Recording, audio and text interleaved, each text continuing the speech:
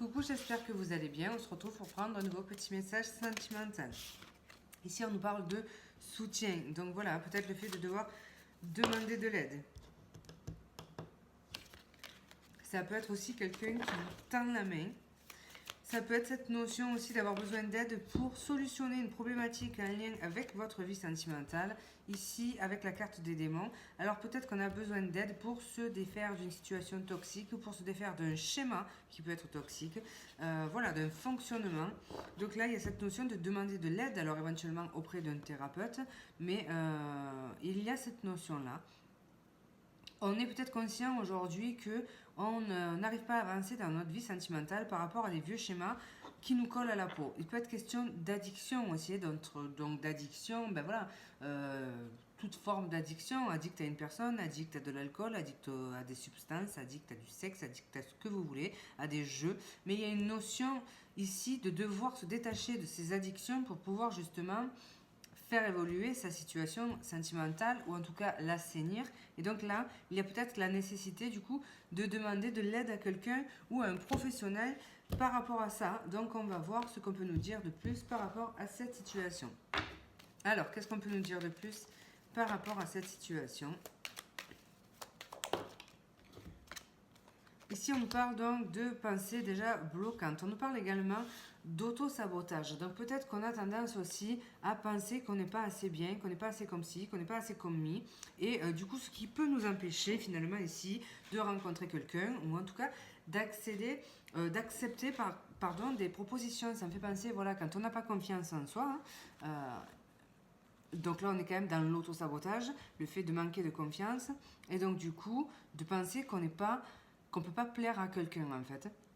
Donc quand quelqu'un vient vous séduire, ben, vous êtes tout de suite sur la défensive parce que vous pouvez penser, par exemple, qu'on se moque de vous, que la personne en face n'est pas sincère. Pour moi, aujourd'hui, vous prenez conscience du fait qu'il est temps de sortir de ces blocages qui parasitent votre vie sentimentale et vous allez demander de l'aide à quelqu'un. Donc comme je vous l'ai dit, ça peut être par rapport à de la thérapie, par rapport à de l'hypnose, ce genre de choses.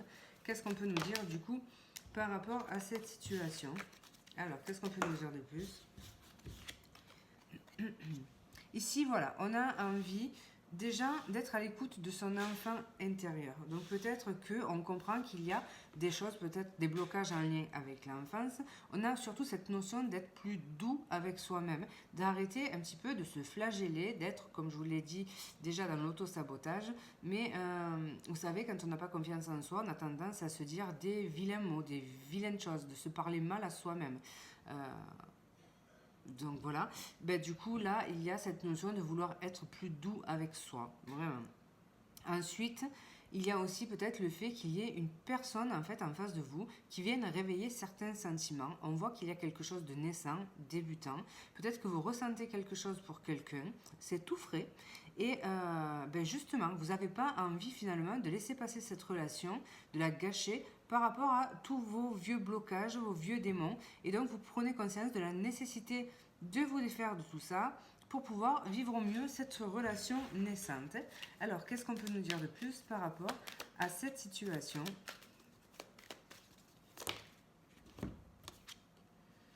Ici, on a besoin de lâcher prise, en fait. Le fait de devoir tourner le dos à quelque chose, à une situation. Le fait, donc, voilà, de se détourner de quelque chose et de partir vers d'autres horizons. Il y a le fait ici d'une acceptation, donc d'un lâcher prise par rapport à ça. Pour moi, c'est tourner le dos à cette situation en fait. Vraiment le besoin de lâcher tout ça en fait. Je vais le voir comme ça. Alors, qu'est-ce qu'on peut nous dire par rapport à l'évolution de cette situation avec ce 8 d'épée? Ici, on a alors voilà, des blocages qui peuvent être en lien avec bon, la famille en fait. Ça peut être un héritage transgénérationnel aussi. Ou des blocages par rapport à ce qu'on vous a appris. Voilà, il ne faut pas être comme si, comment on vous a élevé. Il ne faut pas être comme mi, ou la personne que tu dois rencontrer doit correspondre à tel ou tel critère. Des choses qu'on vous a peut-être mis dans la tête. Ici, il y a un besoin de s'émanciper de ça en fait. Alors, pourquoi du coup cette princesse de coupe?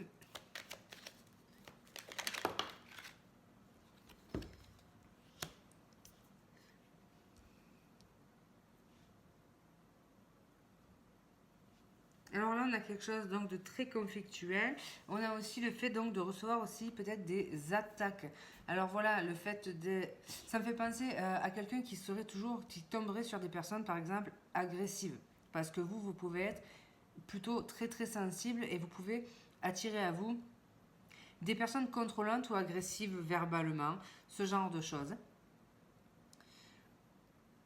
Et moi, j'y vois quelqu'un qui conditionnait en fait, hein, le fait de croire qu'on mérite en fait ce genre de partenaire.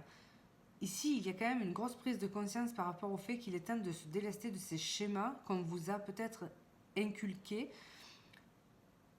et de comprendre que non, c'est pas le genre de relation que vous voulez, ou non, ce n'est pas le genre de vie au niveau sentimental que vous souhaitez. Donc là, il y a le fait de tourner le dos à ce qu'on vous a transmis, ce qu'on vous a imposé, ce genre de choses.